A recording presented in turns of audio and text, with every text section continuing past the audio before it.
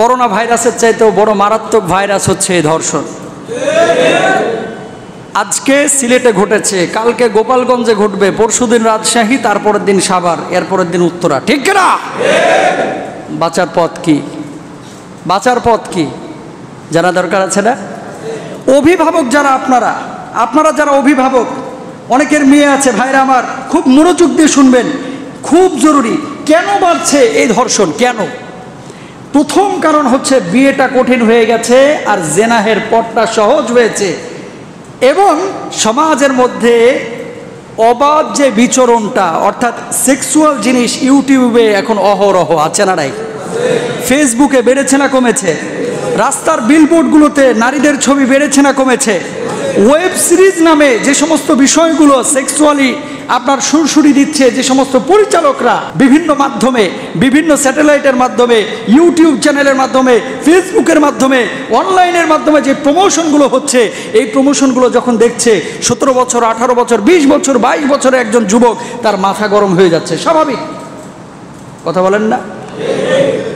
সে তখন চেষ্টা করতেছে যে আমি কিভাবে, কোন উপায়ে, কোথায় গিয়ে আমি শারীরিক মিলন ঘটাইতে পারবো। যখন বৈধ কোনো উপায় পাচ্ছে না, তখন সে এরকম হিংসাত্মক, হিংস্র হায়নার মতো আচরণ করছে। ঠিক কিনা? শিক্ষিত সমাজে অনেক বেড়েছে, কিন্তু মানুষ কমে গেছে। বুঝেন নাই কথা? শিক্ষিত হচ্ছে অনেক, কিন্তু মনুষ্যত্বের সেটা সমাজের মধ্যে কমে গেছে। আগে মানুষ এত শিক্ষিত ছিল না, কিন্তু এত হারামি বদমাইশও ছিল না। আজকে যারা ধর্ষণ করছে, এরা কি এদেশের মানুষ না? এদেশের কি তারা নাগরিক না? আজকে বিয়েটা কেন আপনারা কঠিন করলেন? কেন আপনারা বিয়েটাকে কঠিন করছেন? কিভাবে? ছেলে কয় টাকা কামাইছে? ছেলে কি বিয়ের আগে এরকম সংসারের কোনো প্ল্যান তার থাকে? সে পড়াশোনা নিয়ে ব্যস্ত ছিল, এখন বিয়ে করবে।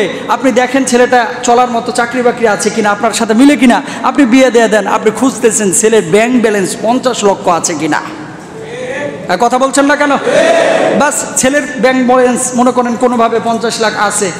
এখন মোহরানা আপনি ধরতেছেন, মেয়ের বাপ আপনি মোহরানা ধরতেছেন কত? যে মেয়ে আমার 1 খান বা 2 খান, আমি এখানকার শিল্পপতি মানুষ, 50 লাখের নিচে কোনো মোহরানা চলবে না। ছেলেটা মাজলুম, এখন পারতেছে না, যা আছে এ পুরো দিয়েও তো মোহরানা শোধ হবে না, এর জন্য বিয়ের ধারে কাছে যাচ্ছে না। আবার চিন্তা করতেছে, ছেলে তো কেবল অনার্স হয়েছে, মাস্টার্সটা শেষ হোক, তারপরে এমফিল করুক, পিএইচডি করুক, এরপরে ব্যাংকে জব করুক। মেয়ে সে তো অনার্স শেষ করলো, আর একটু পড়ুক না, আর একটু পড়ুক। গেছে গা 32 বছর। কয় বছর? বিয়ে হইল, ছেলের বয়স 46, মেয়ের বয়স 36।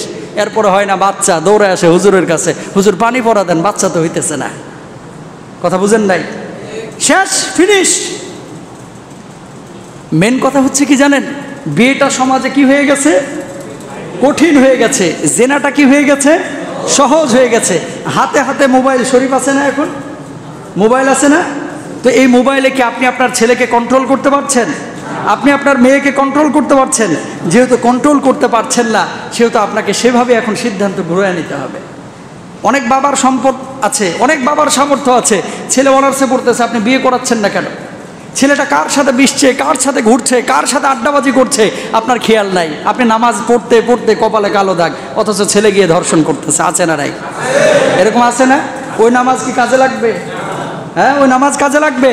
সুতরাং সন্তানের দিকেও আপনাকে খেয়াল রাখতে হবে। আল্লাহ রাসূল বলছেন, কুল্লুকুম রাইন ওয়া কুল্লুকুম মাসউলুন আন রাইয়াতিহি। প্রত্যেকে আপনারা দায়িত্বশীল, প্রত্যেকে আপনাদের দায়িত্বের ব্যাপারে জিজ্ঞাসিত আপনারা হবেন, আপনাদেরকে জিজ্ঞেস করা হবে। আল্লাহর নবী বিশ্বনবী সাল্লাল্লাহু আলাইহি ওয়াসাল্লাম হাদিসের মধ্যে বলছেন, আল গিনা ইউমবিতুল নিফাক ফিল কলবি কামা ইউমবিতুল মাউজ যারআ মিনান নাবাত। আমাদের সমাজে কিছু গান আছে, যেই গানগুলো মানুষকে যৌন সুরসুরি দেয়। আমার মাটির গাছে লাউ ধরেছে, লাউ তো বড় সোহাগী, ভালো গান? কথা বলেন। বুক ফাইটটা যায়, বন্ধু যখন বউ নিয়ে হাইটটা যায়, ভালো গান? আরে আপনারা শুধু শব্দ দেখতেছেন কেন? কি চুম্মা দিল লাল ঠোঁটে, রাস্তাঘাটে শোনা যায়, গান, বাংলা গান। তো এই গানগুলো যখন যুবকরা হেডফোন লাগায় শুনতেছে আর ঝাঁকানাকা নাচতেছে, কাঁথামোড়া দিয়ে শুনতেছে, তখন তার হৃদয়ের মধ্যে খারাপই আসবে কি আসবে না? কোমর দুলানি যখন নাচ দেখতেছে ল্যাপ মোড়া দিয়ে দিয়ে, কাঁথামোড়া দিয়ে দিয়া, অথবা চুপ করে ঘরের মধ্যে দরজা জানালা লাগায় দেয়, তার হৃদয়ের মধ্যে ব্যাধি আসবে না আসবে না? ওকে আব্দুল কাদের জিলানী রহিমাহুল্লাহ, হ্যাঁ, ও কি এত বড় আল্লাহওয়ালা হয়ে গেছে যে তার হৃদয়ের মধ্যে কোনো খাবাসাত আসবে না? তো যখন আপনি একদিক থেকে এই যে মাটির গাছে লাউ ধরাইতেছেন, বুক ফাটতে যায়, ফাটাফাটি শোনাইতেছেন, আরেকদিকে কি চুম্মা দিল লাল ঠোঁটে, এই গান শোনাইতেছেন, ওই যুবকটা নারীর প্রতি লালসা আসবে কি আসবে না? সুতরাং ধর্ষণ বন্ধের আগে এই সমস্ত সাইড গানগুলোকেও, নাটকগুলোকে, সিনেমাগুলোকে বন্ধ করেন। আপনারা কি একমত না? একমত কিনা বলেন? একমত। এবার আসেন দ্বিতীয় কথা সেটা হচ্ছে, আপনি অভিভাবক, আপনার দায়িত্ব কি? আপনি বাচ্চাটাকে ছোটবেলায় মক্তবে পাঠান, কোরআন শিখান, নৈতিকতা শিখান। শুধু অনার্স মাস্টার্স করায় এই নৈতিকতা শেখানো যায় না।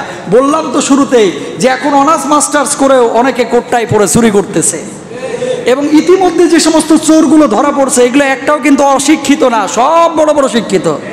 আর কথা বলেন না কেন? শাহেদ কি অশিক্ষিত? সুমন কি অশিক্ষিত? রিফাত কি অশিক্ষিত? অশিক্ষিত না, সব হুমরা সুমরা বড় বড় শিক্ষিত। কথা বুঝেন নাই? তার মানে মানুষ শিক্ষিত হচ্ছে, ধর্মীয় শিক্ষা নাই, এজন্য বড় বড় চোরও হচ্ছে।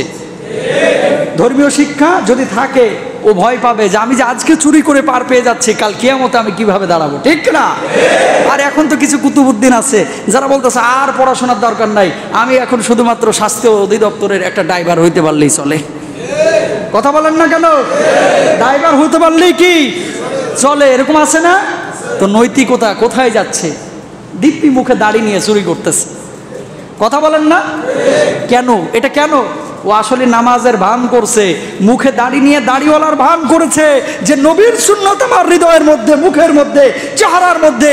এই সুন্নতি লিবাস সে ধরেছে মূলত মানুষ যাতে করে তারে ভালো বলে, মূলত নবীকে ভালোবেসে সে এই সুন্নতি লিবাস নিয়ে নেয়। এই সুন্নতি লিবাসের বেশে সে আসলেই চুরি করেছে, ঠিক কিনা ভাই? সুতরাং মসজিদে চোর মুসল্লি হয়ে আসে না, মুসল্লির বেশে আসে চুরি করতে, ও চোর চোরই, ঠিক কিনা?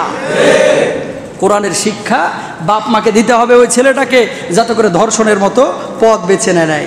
তারপরে ফোন মেসেঞ্জার মাঝে মাঝে চেক করবেন যে কি দেখতেছে, কার সাথে মিশতেছে, কোথায় যাচ্ছে, এগুলো খেয়াল করবেন।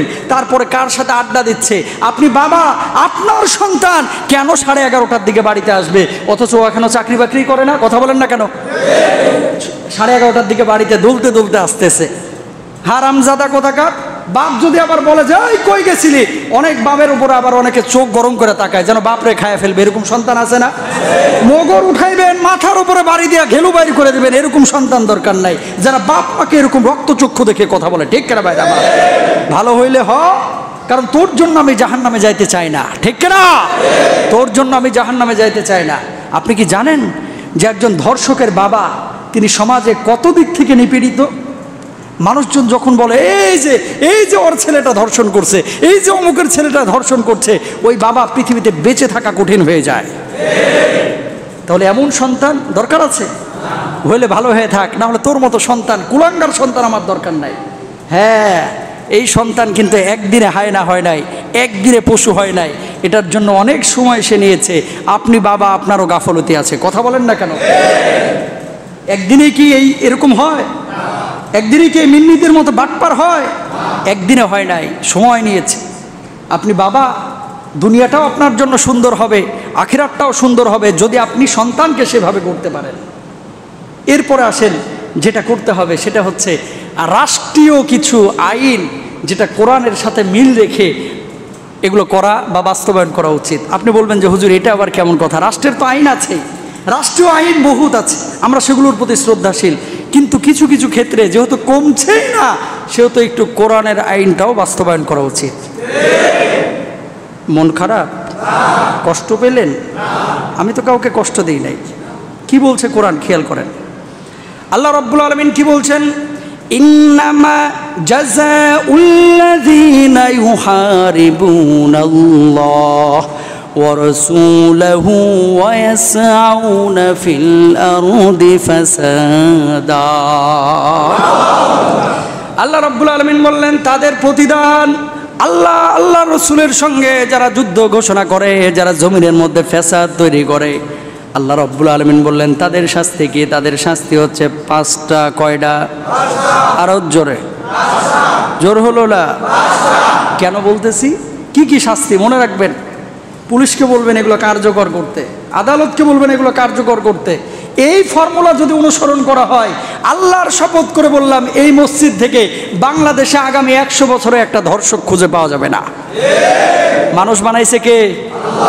এই আল্লাহ ভালো আইন জানে না তো আপনি জানেন? কোন কাজ করলে কি হবে এটা আল্লাহ জানে না আপনি জানেন? ব্রিটিশরা বেশি জানে নাকি? আল্লাহ জানে। কি করতে বলছে? এই যে ধর্ষণগুলো, এই ধর্ষণগুলো হচ্ছে ফ্যাসাদ ফিল আরদ, মানে জমিনের মধ্যে বিশৃঙ্খলা সৃষ্টি করা। এই ধর্ষণগুলো সে যেই দলেরই হোক, আওয়ামী লীগ হোক, বিএনপি হোক, জাতীয় পার্টি হোক, ইসলামী আন্দোলন হোক, অমুক হোক, তমুক হোক, যেই দলেরই ধর্ষক হোক, কথা বুঝেন নাই? ও দুনিয়ার বুকে কি করলো? ফ্যাসাদ সৃষ্টি করলো। এর শাস্তি কি? 1 নম্বরে কোরআন বলছে আই কত্তালো, এরা হত্যা করে ফেলো। কি করে ফেলো? এ দায়িত্ব আপনার না, এ দায়িত্ব কার? রাষ্ট্রের, আদালতের। 1 নম্বর শাস্তি কি? হত্যা করো। 2 নম্বর শাস্তি আউ ইসল্লাবু, তাকে শুলে চড়াও। কিসে চড়াও? শুলে চড়াও। শুলে চড়ানো বোঝেন নাই? ওই যে গলাডারে দিয়া কল্লাডারে ফেলায় দেওয়া। কার্যকর করবে কে? 2 নম্বর। 3 নম্বর শাস্তি আউ তুকাত্তা আইদিহিম ওয়া আরজুলুহুম মিন খিলাফিন আউ ইউনফাউ মিনাল আরদ। এরকম ধর্ষকদেরকে, ডাকাতদেরকে, চোরদেরকে যারা এরকম বিশৃঙ্খলা করে, এদেরকে ধরো, ডান হাত বাম পা প্রথমে কাইটা দাও। কথা বুঝতে পেরেছেন? দ্বিতীয়ত বাম হাত ডান পা কাইটা দাও, ক্রস। কে বলছে এই কথা? জোরে বলেন কে? কোরআন, মানে আল্লাহ। কয় নম্বর শাস্তি গেছে? 3 নম্বর। 4 নম্বর শাস্তি হচ্ছে আউ ইউনফাউ মিনাল আরদ। ওর যদি পাসপোর্টটা থাকে পাসপোর্টটা নিয়ে নাও, নাগরিকত্ব বাতিল করে দাও। তুই এখন পৃথিবীর কোথায় থাকবি এটা সেটা তোর ব্যাপার। এই বাংলার ভূমিটা তোর জন্য না হারামজাদা, ঠিক কিনা? কথা বুঝতে পেরেছেন? কয় নম্বর শাস্তি গেছে? কয় নম্বর? আর 5 নম্বর শাস্তি, এটা দুনিয়াতেও আখিরাতেও। যারা ধর্ষণ করে এরা মনে হয় দুনিয়ায় খুব সম্মানের সহিত চলে নাকি? মানুষজন বলে আরে বাবা রে বাবা, দেখছো নি আব্দুল করিম ভাইয়ের ছেলে কত বড় ধর্ষক, কি সম্মান রে বাবা তার, ঠিক কিনা? এরকম বলে? তাহলে দুনিয়ায় লাঞ্ছিত হয় না? যালিকা লাহুম খিজুম ফিদ দুনিয়া ওয়া লাহুম ফিল আখিরাতি আযাবুন আযীম। আল্লাহ তাআলা বলছে 5 নম্বর শাস্তি হচ্ছে দুনিয়াতেও হারামজাদা লাঞ্ছিত হবে, আখিরাতে ওর জন্য যন্ত্রণাদায়ক মর্মান্তিক শাস্তি থাকবে। বলুন নাউযুবিল্লাহ। শাস্তি কয়টা? এবার আসেন, এই 5টা শাস্তি বেশি কিছু করা লাগবে না। এই যেগুলো ধরা পড়ছে 0 পয়েন্টে নিয়ে আসেন। এই 5টা শাস্তি কার্যকর করেন, টেলিভিশনগুলোতে লাইভ দেখায় দেন, পরবর্তী দিন অনলাইনে ছড়ায় দেন। বাংলার জমিনে আর কি ধর্ষণ থাকবে? আর থাকবে? এত জোরাজোরির দরকার কি? ওই আইনের ফাঁক ফকর দিয়া, মার প্যাচ দিয়া ধর্ষণ করে ঠিকই 10 বছর পরে আবার বাইরে ঠিকই ঘুরে বেড়ায়, আছে না নাই? সুতরাং ভাইরা আমার, এত প্যাচের আইনের দরকার নাই। সহজ আইন যেটা কোরআন দিয়ে দিয়েছে, এই আইনটা বাস্তবায়ন করেন। দেখেন, চ্যালেঞ্জ করলাম, বাংলার জমিনে কোনো ধর্ষক থাকবে না, ঠিক না? এই বাংলার জমিনে যতদিন পর্যন্ত কোরআনের বিধানগুলো পুঙ্খানুপুঙ্খানুভাবে বাস্তবায়িত না হবে, আল্লাহর শপথ বাংলার জমিনে পূর্ণাঙ্গ শান্তি আসবে না। কারণ কি? মানুষ বানিয়েছেন কে? সে আল্লাহ রাব্বুল আলামিন। এই শান্তির জন্য এই কোরআনটাকে দিয়েছেন। চোর বাড়তেছে, ধর্ষণ বাড়তেছে, জেনা বাড়তেছে, মানুষ বাড়তেছে, মানুষের শিক্ষার হার বাড়তেছে, কিন্তু প্রকৃত অর্থেই যে মনুষ্যত্ববোধ, এটা মানুষের দিন দিন সরে যাচ্ছে, ঠিক কিনা ভাইরা আমার? সুতরাং আমাদেরকে এগুলো খেয়াল করতে হবে ভাইরা আমার। আর ছেলে মেয়েদের ব্যাপারে একটু সজাগ থাকবেন। যদি আপনি থাকতে না পারেন, কাল কিয়ামতের ময়দানে যখন আল্লাহর আদালতে সে দাঁড়াবে, তখন আপনাকে নিয়েই সে জাহান্নামে যাবে। আল্লাহ তাআলা বোঝার তৌফিক দান করুন।